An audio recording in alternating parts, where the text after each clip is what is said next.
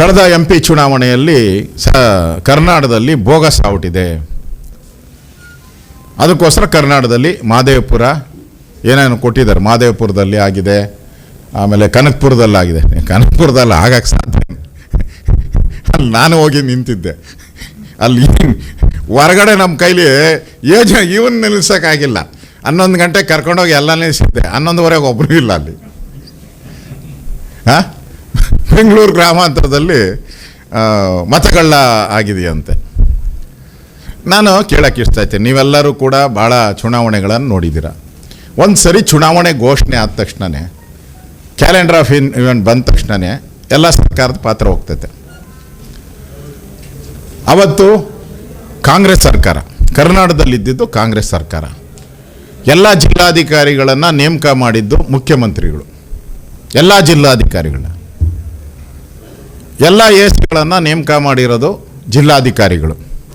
ಎಲ್ಲ ತಹಸೀಲ್ದಾರನ್ನ ನೇಮಕ ಮಾಡಿರೋದು ರೆವಿನ್ಯೂ ಮಿನಿಸ್ಟರು. ಚುನಾವಣೆ ಬಂದ ತಕ್ಷಣ ರೆವಿನ್ಯೂ ಡಿಪಾರ್ಟ್ಮೆಂಟು ಚುನಾವಣೆ ನಡೆಸೋದು. ಇನ್ನೊಂದು ಪ್ರಶ್ನೆಯನ್ನು ಕಾಂಗ್ರೆಸ್ ಅವ್ರಿಗೆ ನಾನು ಕೇಳ್ತೀನಿ.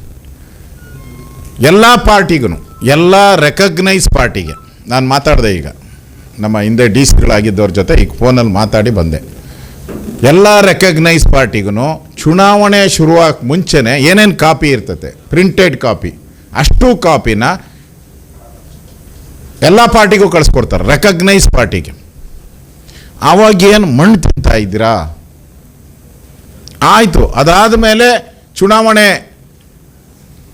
ಶುರುವಾಗೋವರೆಗೂ ಮತದಾರರ ಪಟ್ಟಿಯಲ್ಲಿ ಸೇರ್ಸೋಕ್ಕೆ ಎಲ್ಲ ವಾರ್ಡ್ಗಳಲ್ಲೂ ಎಲ್ಲ ಪಾರ್ಟಿಯ ಏಜೆಂಟ್ಗಳಿಗೆ ರೆಕಗ್ನೈಸ್ ಮಾಡಿದ್ದಾರೆ. ಈಗ ಏಜೆಂಟ್ಗಳಿರ್ತಾರೆ, ಎಲ್ಲ ಪಾರ್ಟಿಯವರು ಒಬ್ಬೊಬ್ಬರನ್ನ ಏಜೆಂಟ್ ಮಾಡಿರ್ತಾರೆ. ಮತದಾರನ ಸೇರಿಸುವಂಥದ್ದಕ್ಕೆ, ತಪ್ಪಾಗಿದ್ದರೆ ಸರಿ ಮಾಡೋದಕ್ಕೆ, ಸತ್ತೋದವ್ರನ್ನ ತೆಗೆದುಹಾಕುವಂಥದ್ದಕ್ಕೆ ಏಜೆಂಟ್ಗಳು ಕೊಟ್ಟಿರ್ತಾರೆ.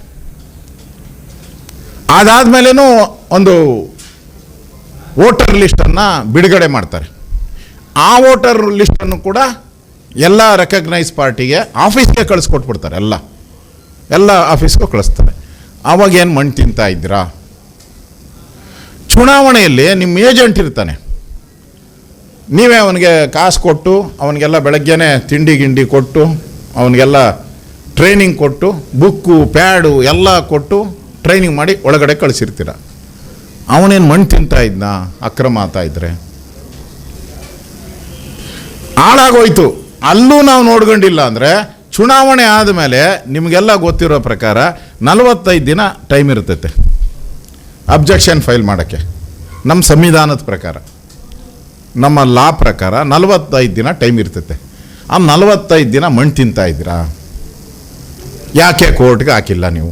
ತಪ್ಪಾಗಿದೆ ಅಂತ ಏನು ಬಾಂಬ್, ಅದೇನೋ ಅಟಮ್ ಬಾಂಬೋ ಯಾವ ಬಾಂಬೋ, ಅದೇನು ಬಾಂಬೋ ಅದು ಸಿಡಿಸ್ಬಿಡಿ ನೀವು. ಅದು ಪಾಕಿಸ್ತಾನ ಬಾಂಬೋ, ಬಾಂಗ್ಲಾದೇಶದ ಬಾಂಬೋ, ಯಾವ ಬಾಂಬನ ಹಾಕೋ ನೀನು.